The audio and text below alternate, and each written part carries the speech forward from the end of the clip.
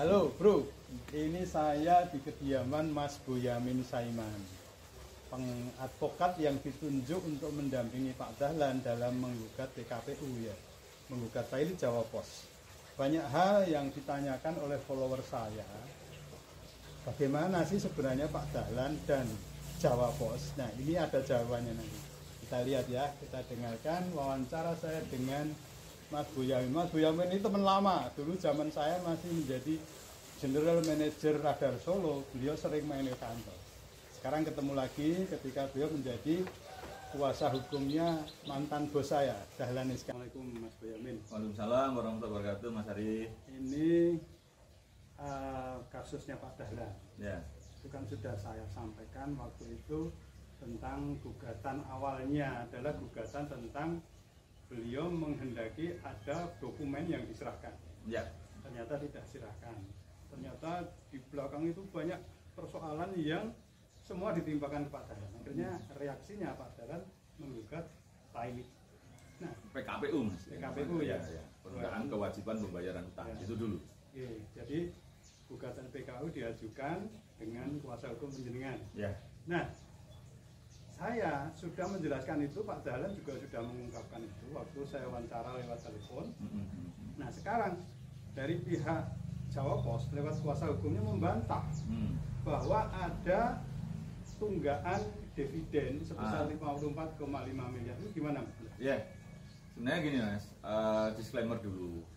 Karena ini baru besok Senin dibacakan gugatan itu, maka saya agak membatasi diri, belum membuka banyak hal karena kita menghormati proses pengadilan. Ya, saya paham. Jadi meskipun demikian, ya bolehlah sepil dikit-dikit kan, gitu kan, karena toh sudah diberitakan, sudah dibantah pihak lawyernya Jawa Pos kan gitu kan. Jadi ya sebenarnya gini, Pak Dahlan Iskan itu datang ke saya justru waktu di kantor di Jakarta di BSD.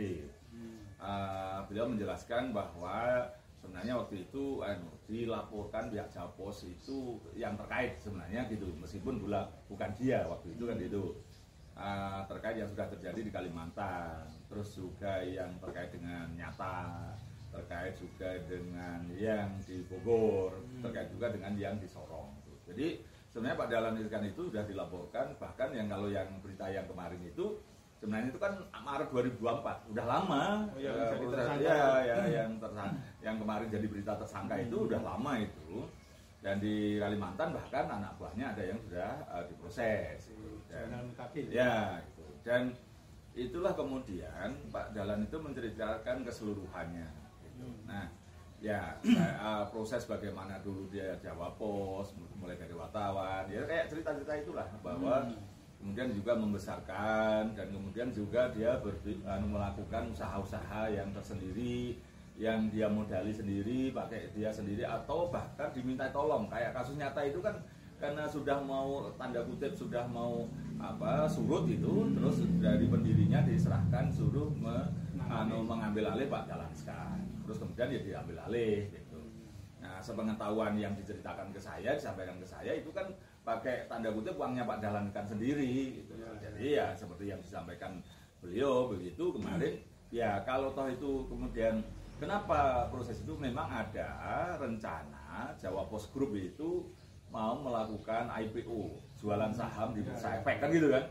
Nah, beliau membuat surat pernyataan tanda kutip seakan-akan itu semua adalah bagian dari Jawa Pos. Hanya pernyataan saja gitu supaya orang percaya nih Jawa Pos itu besar banget loh gitu loh. Padahal kan sebenarnya terpisah.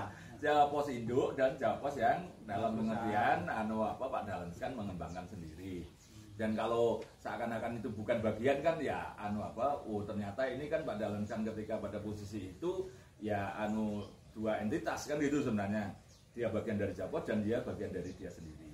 Dan itu nampaknya untuk membuat Jawa Pos itu hebat, ya dia seakan-akan rela itu dijadikan bagian dari Jawa Pos. Tapi meskipun ya kalau dijadikan proses hukum atau ditanya hukumnya ya tetap punya Pak Dahlan Iskan. Itu kan hanya pernyataan supaya kelihatan besar dan saham jadi laku kan gitu kan.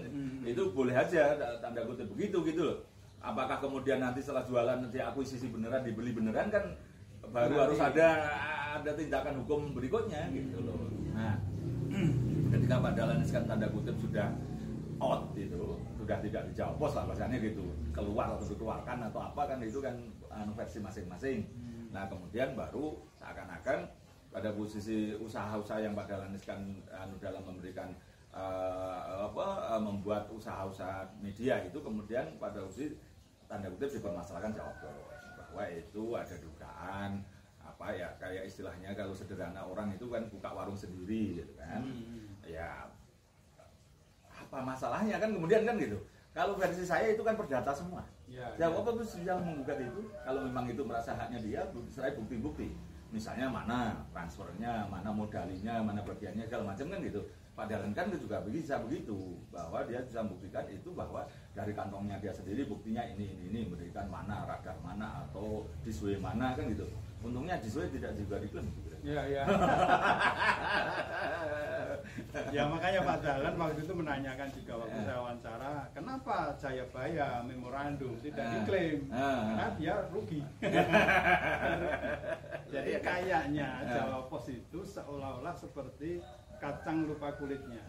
Dibesarkan begitu rupa, Pak Dahlan menghabiskan waktu mudanya untuk Jawa Pos, tiba-tiba sekarang disingkirkan. Ya mohon maaf, pada saya ini pernah saya tanya Pak Dahlan Iskan itu, ini intermezzo aja. Pak Dahlan, waktu operasi liver di Cina itu Pak Dahlan Iskan siapa yang biayai, saya tanya gitu. Terus mohon maaf bahasa saya, Jawa Pos nyumbang nggak Pak? Saya pikir Jawa Pos yang biayai semua gitu. Nah, jawabannya tahu semua, ternyata itu malah teman-temannya Pak Dahlan Iskan yang membiayai gitu loh. Kalau tidak salah loh ya, Jawa Pos boleh bantah ini kalau ternyata dia yang membiayai kan gitu kan. Tapi sepanjang sepengetahuan saya tanya Pak Dahlan Iskan, apakah yang biaya Jawa Pos Pak Dahlan? Saya pikir itu yang biaya Jawa Pos. Pak Dahlan mengatakan biaya apa Mas? Katanya begitu, bahasanya begitu gitu. Jadi, kalau Jawa Pos mengungkit itu kan bisa dilihat dari aliran dananya kan. Loh lah ya gitu. Bahasanya ya mohon maaf Pak Dahlan Iskan sampai levernya busuk gitu. Karena lembur-lembur gitu. Ya betul. Kalau tidak ada ilmu baru tentang ganti lever, kira-kira bahasa medis sudah mati belum Pak Dahlan? Gitu kira-kira.